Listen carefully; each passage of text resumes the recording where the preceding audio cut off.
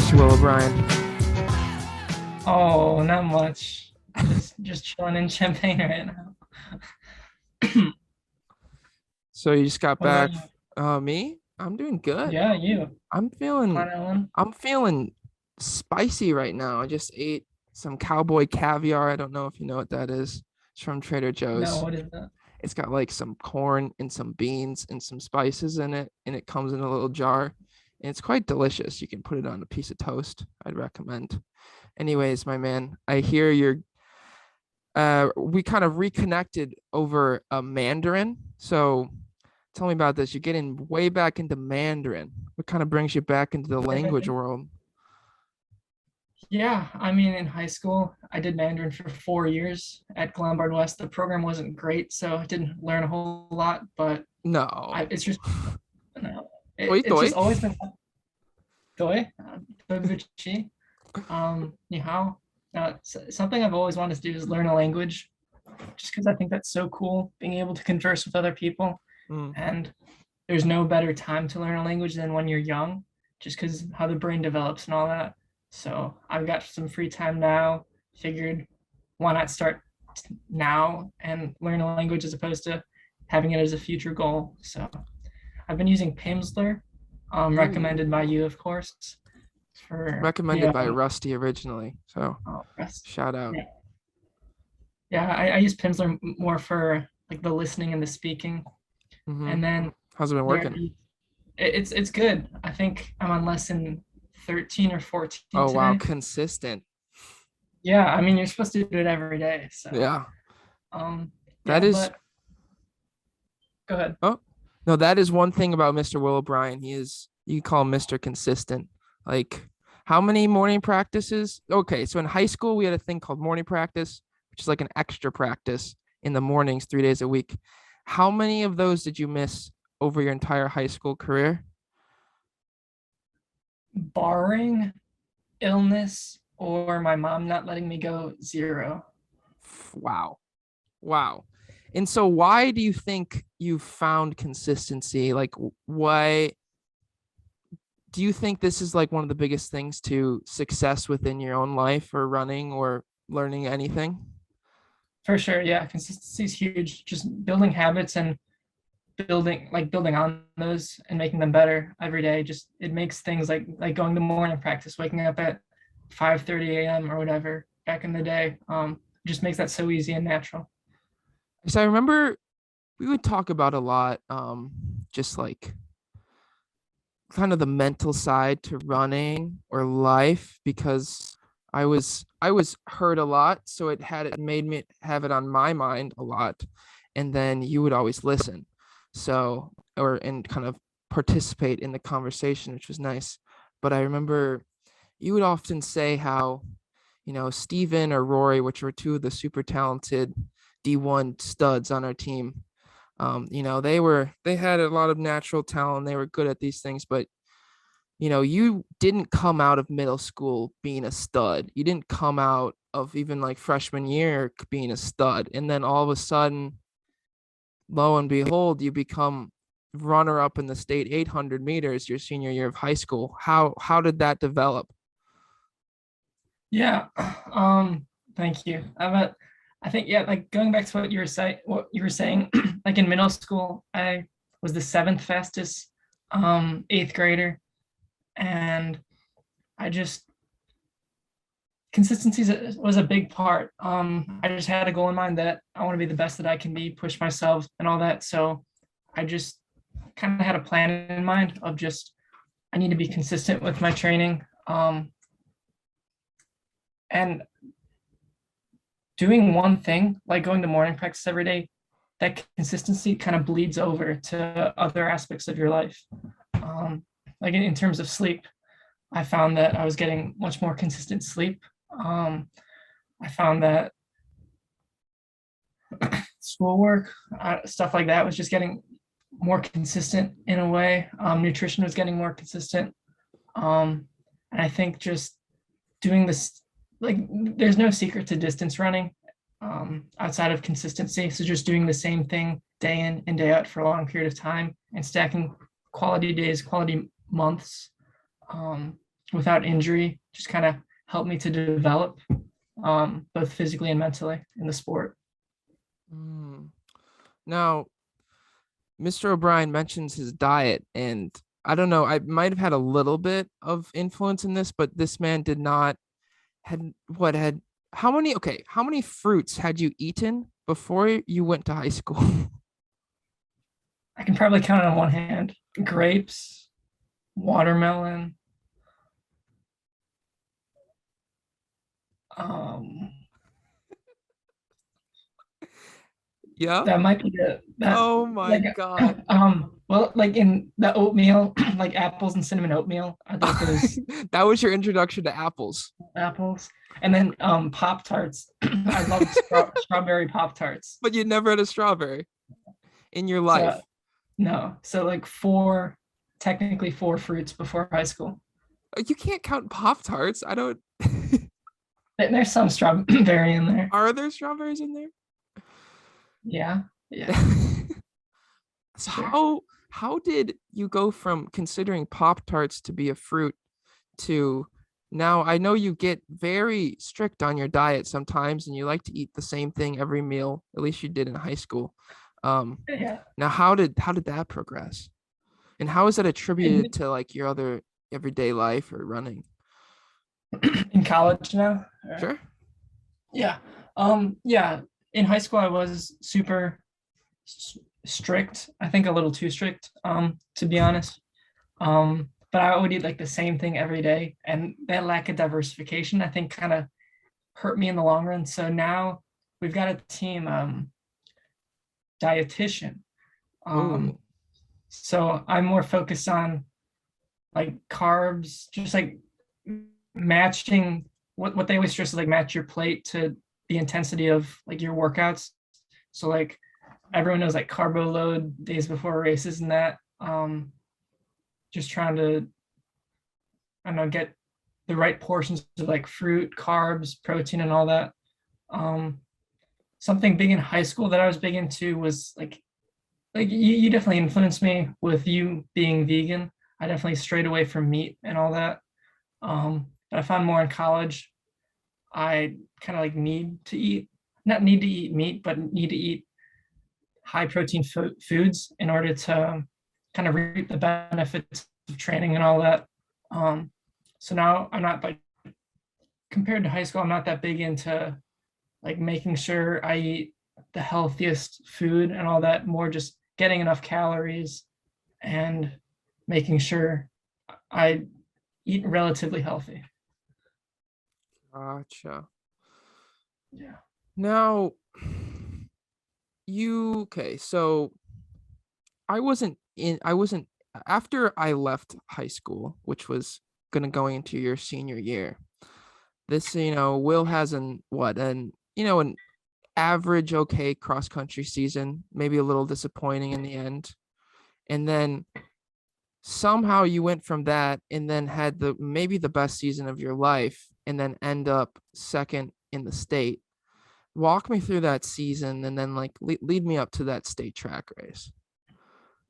Yeah. So it ended with cross. It was a pretty disappointing finish to the season because um going into I think this it starts with going into cross because Rory, Steven, Ian Repking, for 4 years we'd had this goal in mind of um being a good team. Um like no, we haven't won. Glenbard West hadn't won the conference cross country meet in like 45 years or something. And so that was one goal we'd always set for ourselves. Um, and then just going into that season, I got into cross. I got injured and never really was able to catch back up, get back with Roy and Steven. So that led to kind of a disappointing finish in cross. And then going into track, um, last season of running, for all I knew, I was applying to colleges, trying to run, but very few coaches were responding to me because my times weren't great. Um, and so season started off early December, early January, and I was training my hardest. back at Glenbard West, we do 6 days of running and then 1 day off. And that off day, senior year, I always swam like 45 minutes to an hour, and that helped me a ton. And then indoor track was going great. PRs everywhere. I was winning every race, just about. And things are rolling. Now, what's that switch? So you go from like you're competing in races to all of a sudden you're winning every race. What was the mental switch? Yeah. What was the physical switch? So our coach back in high school, Papa Frazier, he told me at the start of the season just not to worry about times at all, just worry about competing. And so every single race, he just told me to be patient, not worry about times. And yeah, so every race, I just competed, worried about who was in front of me, and I just sat and waited and kicked, like every race indoors. And so building that confidence and motivation, being able to win races, was awesome. And just that motivation and confidence helped with training, which then further helped with races. So it's just a big momentum builder all throughout indoors. And then come outdoors, spring break. Oh yeah, the big spring break week. Big spring break week. Yeah, toughest week of training. Rory, Stephen, Ian, and I head down to Florida for the week. Oh, you just did? Chilling there. I didn't know that. We did. Yeah. Okay. We were having great workouts. And the Glenbard West Classic workout, 20 by 400. The insanity of 20 by 400. No colleges do 20 by 400 that I'm aware of. The most I've done is 8 in college. Yeah, for those who don't know, the workout was 20 by 400 at like 68 to 70 seconds. But what was special about it was the 10th and the 20th were all out. Oh God. Yeah. So we were supposed to do that workout in Florida. We pushed it off to Sunday of that week. So we get back to Glen Ellen, and it's cold. But so that Saturday we drove back from Florida for 14 hours. Oh no. Longest drive ever. Like maybe one bathroom break. And so I'm just like, I was not in the back seat, I was in the trunk.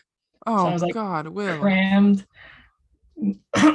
like not able to move at all for 14 hours. Will. And then the next day, hardest workout of my life with Rory and Stephen and Ian. I think we averaged 69 for the quarters. We were 59 for the all out 400s.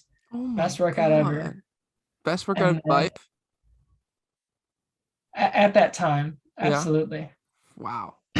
But then on the cool down, I feel my knee starting to tighten up. Oh, and it turns out it's my IT band. Oh no. So like took the next day off, wasn't worried at all because season was going great.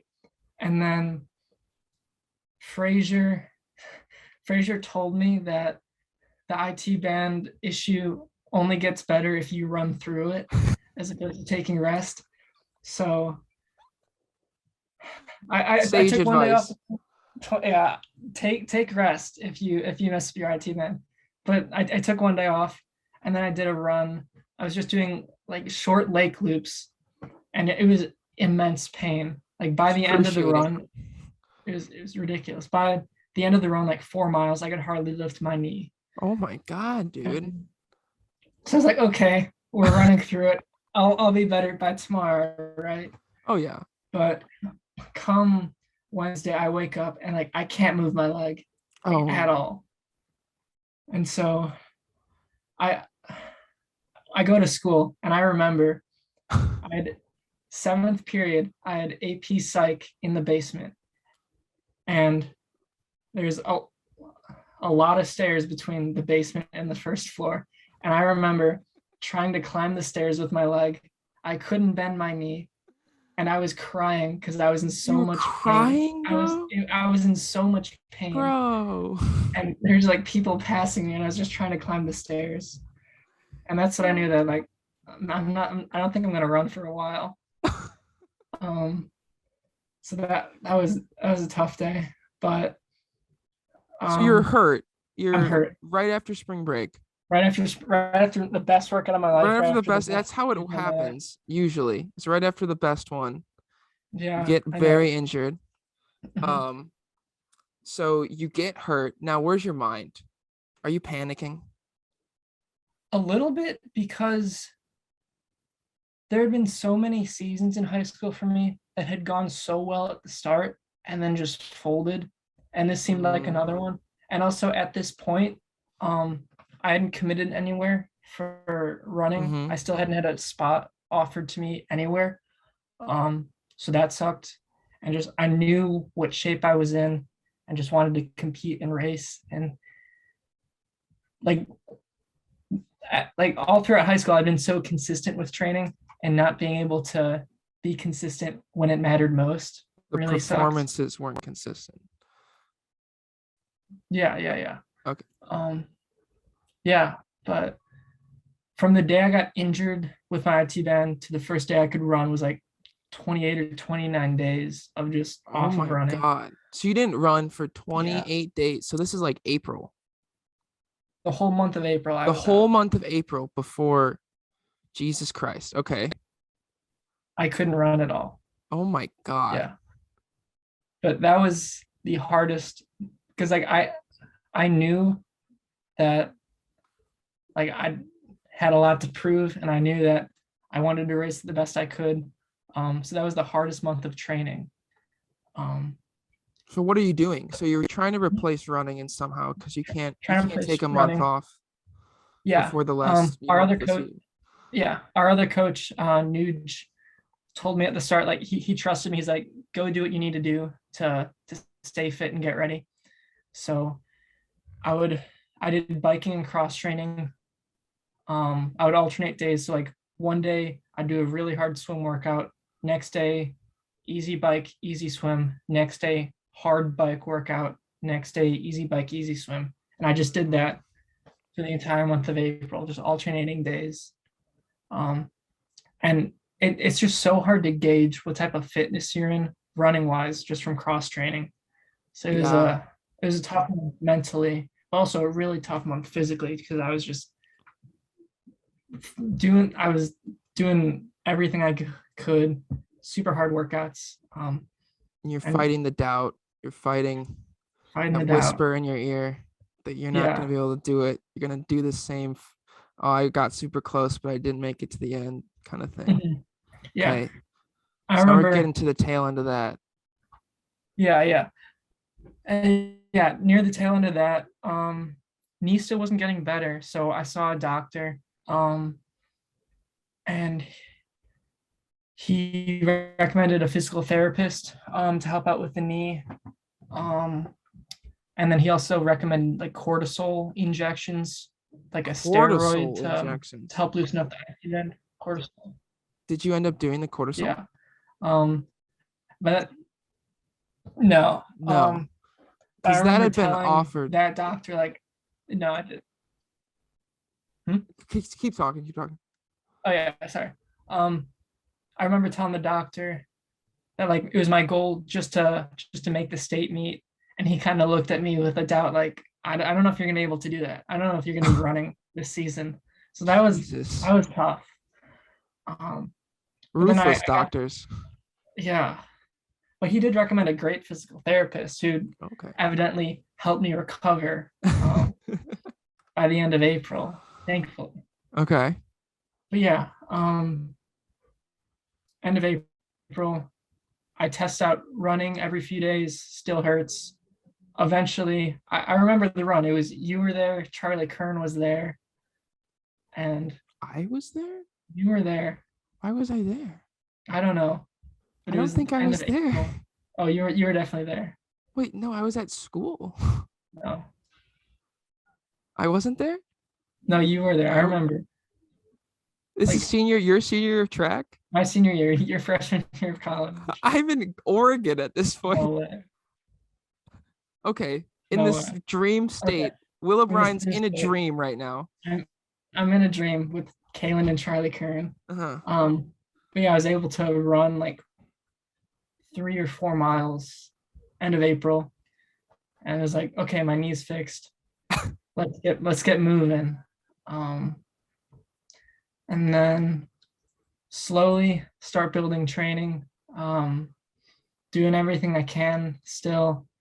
And I think the first week back, we had a meet. I was in the 4x8, and it was with Rory, Steven, and Ian, The and original crew. the original crew. And like for 4 years, we had our eyes set on the varsity 4x8 record of 7:47. But unfortunately, I got injured. Steven got the flu, and it never came together. But I did run the 4x8 with them. I ran like 2:05. Oh god. State qualifying's 1:56. Which is a long 9 seconds. Long 9 seconds. 2 weeks out from sectionals. You're 2 weeks out right now. 2 weeks out. Oh wait, no, 3 weeks. 3 weeks out. 3 weeks out. Okay. 3 weeks out. Yeah. Then keep training. Next week, open 800. My race goes out. The guy in the lead takes it out in a 54, which is Jesus. close to my 400-meter PR. At the time, I was like 20 meters back from him though, so I came through in like 56.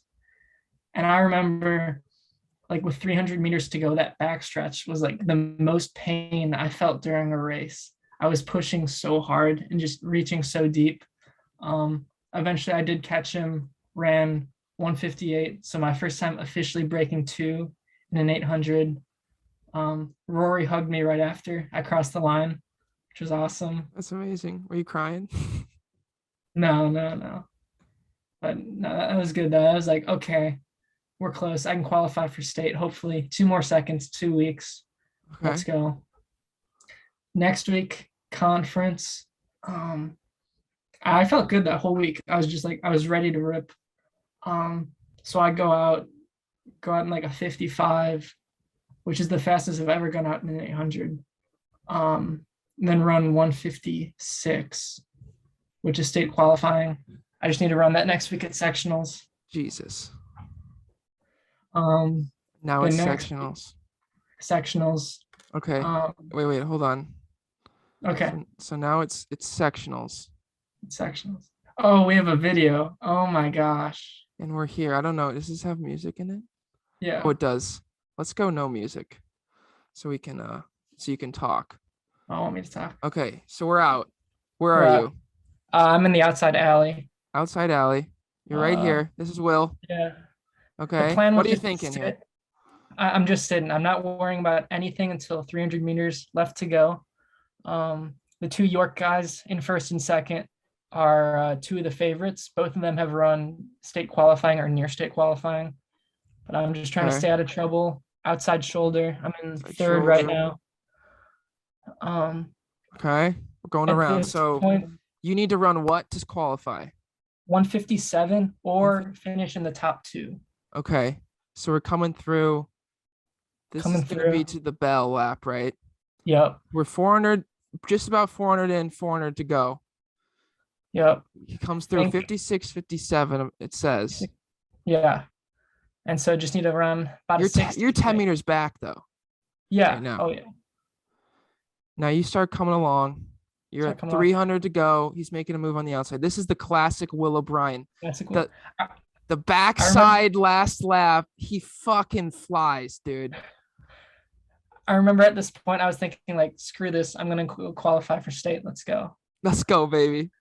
So yeah. Will wins this race. He's going to state automatically. Otherwise, he's got to run the time.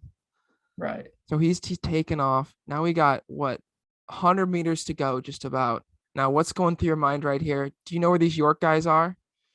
I could see the shadow of one of them, so I knew he was close. But I was just trying to get to the finish line as quick as I could. But it doesn't matter. It doesn't matter, folks. Will O'Brien puts him to sleep. Oh yeah. 155.72, dude. Yeah, big PR. 155.72. Okay, so you finished this race. Where's your mind? Where are you feeling here? I was happy. Able to go to state. That was the goal ever since I got injured, just to make it to state. First time qualifying as an individual for a state distance meet in high school, which was Big nice. accomplishment. 4 years Yeah, coming.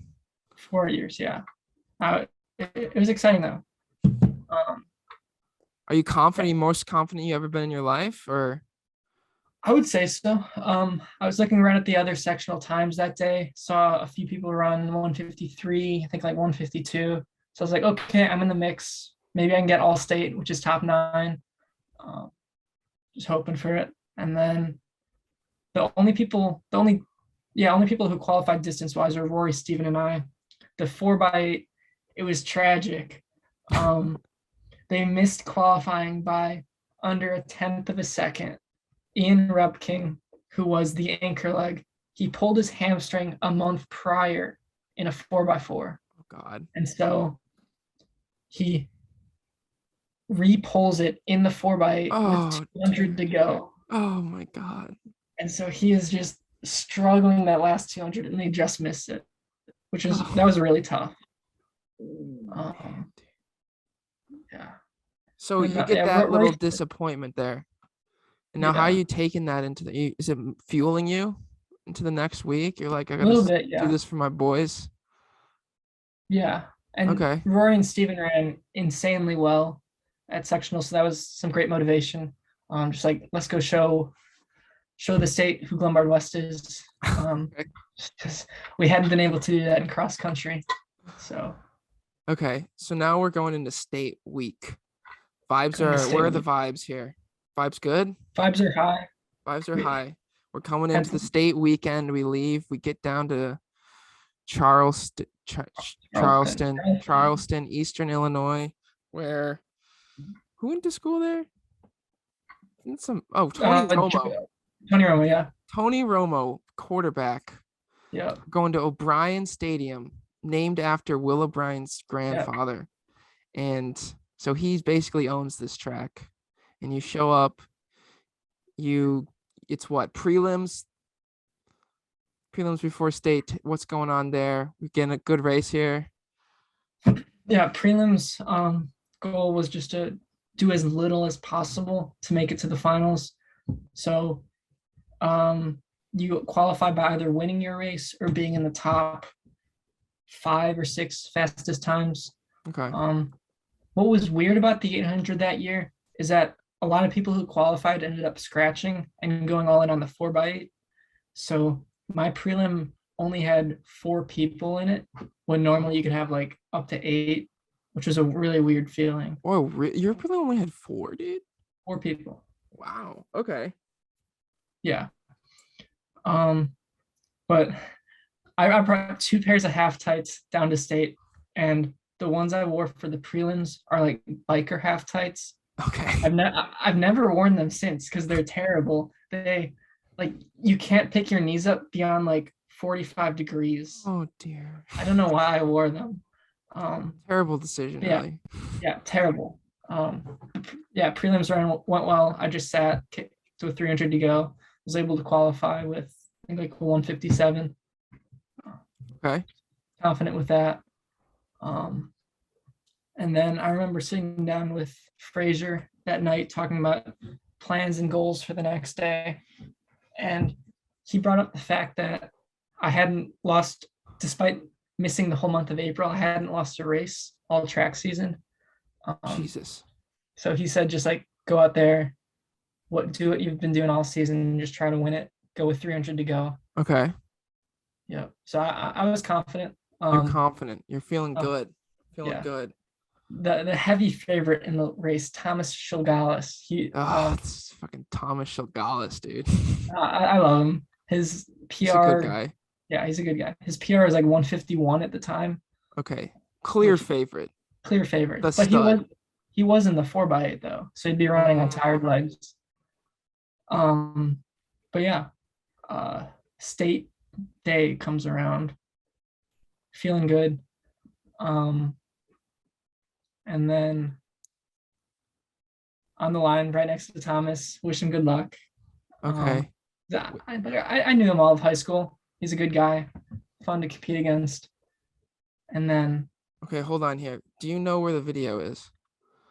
I don't. You need a MileSplit Pro account. MileSplit Pro, dude? What if I don't have that?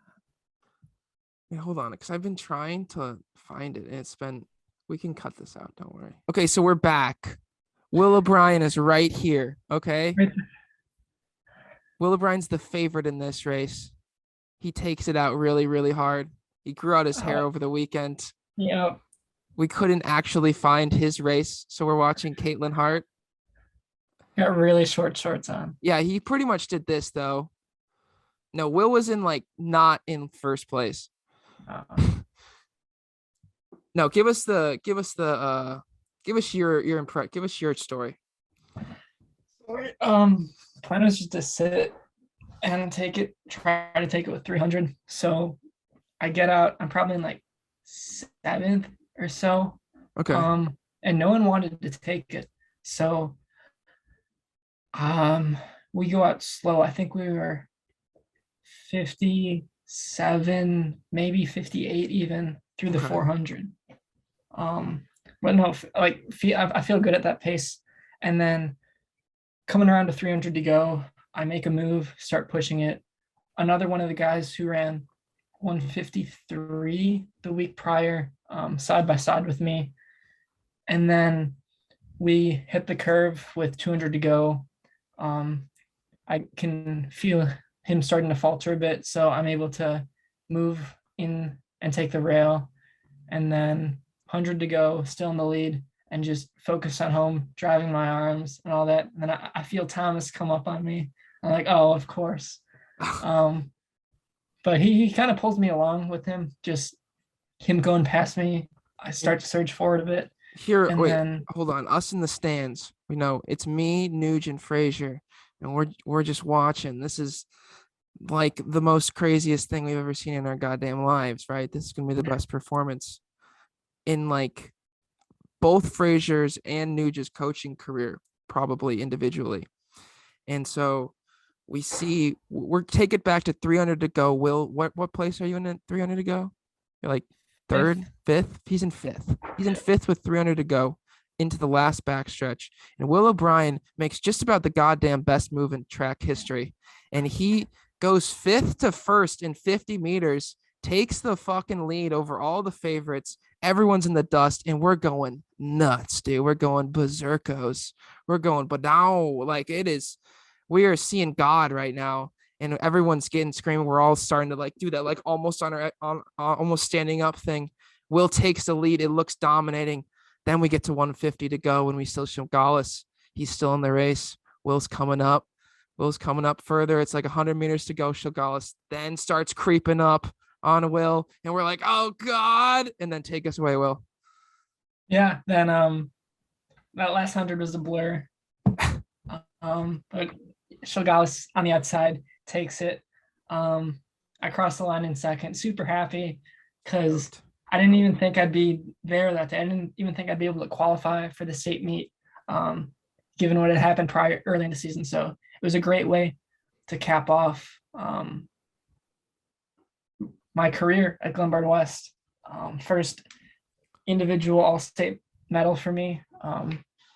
It just felt great. That's amazing. So you finish the state meet. You finally get like an accolade, like a legitimate Will O'Brien. You fucking actually did it in real life, and it wasn't just in your mind. Now, have you signed with a school yet?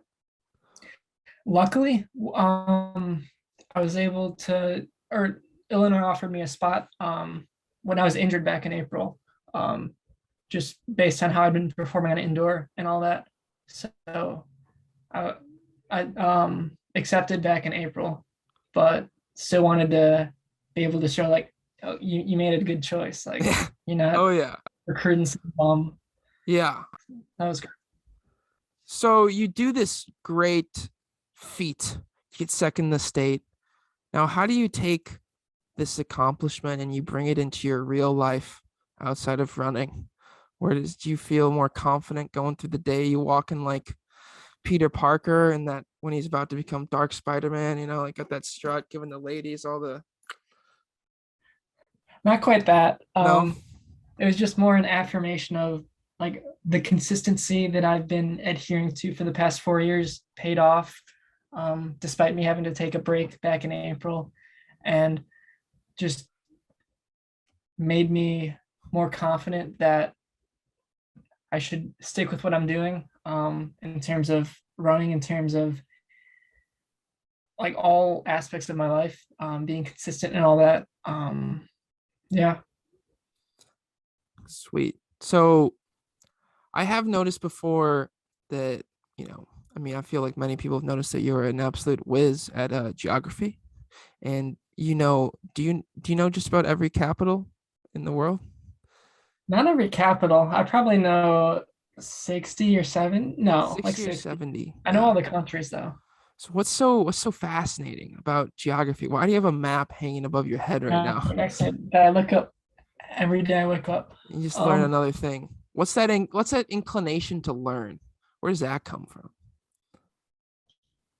I like, I don't know, everything learning just interests me. Being able to understand and being able to explain everything around you, um, fascinates me. The world is so big, and there's so many places to go that I want to go and all that.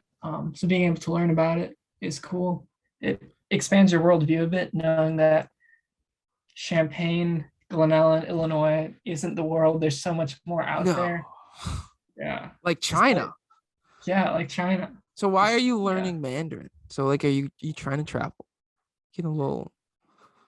I think that's the end goal would be, being able to travel, because what I'm doing, in terms of my curriculum and what I'm studying, a lot of work, is in like Southeast Asia, especially What are you China. studying? I'm doing civil engineering and environmental sustainability. And so that's gonna bring you to Southeast China, What I want to do with Southeast those, Asia. yeah, what I want to do with those, degrees is work in climate adaptation. And so a lot of places being affected by climate change right now include, low-lying countries, especially in Southeast Asia, the Pacific, and then more arid regions like Africa. But Mm. And so what exactly does your civil engineering? So what does that mean? What are you practically doing, like on the ground in Southeast Asia? Southeast Asia, it sounds a little weird, but going into college, what I wanted to do doesn't exist yet, um, because climate change's effects aren't super prevalent right now. They will be in a decade. They will be in a few years. Um, it's like, but like, yeah, going into college, what I wanted to do is like climate adaptation of infrastructure, which I'll explain in a bit. Those jobs didn't exist a few years ago. Now they exist. I'm applying to half a dozen internships in that stuff. And as the years progress, the type of jobs that I'm gearing my curriculum towards will start to exist. So it's weird. Um, So were you planning for a future? So you're planning for a future that doesn't exist, yes. right? Or doesn't exist in your current were you getting doubt from that? Were your parents telling you that's stupid or I didn't really tell my yeah. parents. They knew civil engineering was a good path just because there's a lot of jobs in there. And Okay. Illinois is one of the best, has one of the best civil programs in the nation. So Okay, they're like amazing. okay with that. So you're back in Yeah. Southeast or you're in Southeast Asia and you're boots on the ground. What are you doing? What I want to do is being able to engineer new, solutions to climate problems. So, like in Southeast Asia, they're being affected with, rising sea levels. So they'll either have to build new communities on the water or be able to migrate elsewhere. So a lot of infrastructure is needed in that regard, whether that's building roadways for mass migration inland, or like building communities on the sea. And then along with that, a lot of civil engineering, super broad discipline. One of the sectors of civil engineering is like wastewater treatment and water resources engineering, The poop which water. I'm interested in. So poop water, yep. Okay. So being able to build new communities that can sustain themselves with wastewater treatment, getting fresh water, getting rid of wastewater, all that is super important. So like that job doesn't exist yet. I'm very confident that it will within a decade or so, though. That's fascinating. So you're confident that we're going into a global, like there's going to be significant climate change happening within the next few decades that's going to alter all of our infrastructure.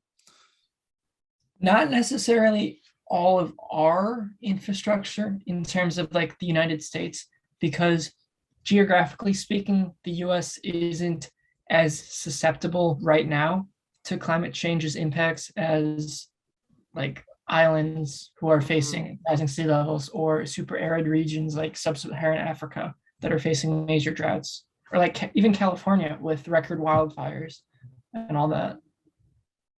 Interesting. So how would you successfully migrate a city that is being undertaken by water to a new place? Like if you have 3 million citizens that are living in a susceptible region where they're, less than 10 feet above sea level, how are you going to get them to a place where they don't go underwater? Mm-hmm. That's more of a long-term approach. Some cities like Boston and LA and New York are looking at those issues right now, that in a few decades, the sea level is going to be, or like rising sea levels are going to be a major issue for them. So one simple solution that a lot of those cities are doing right now is just building seawalls high enough so that, water doesn't come over. That's not a permanent solution because you'll need to keep building them high. And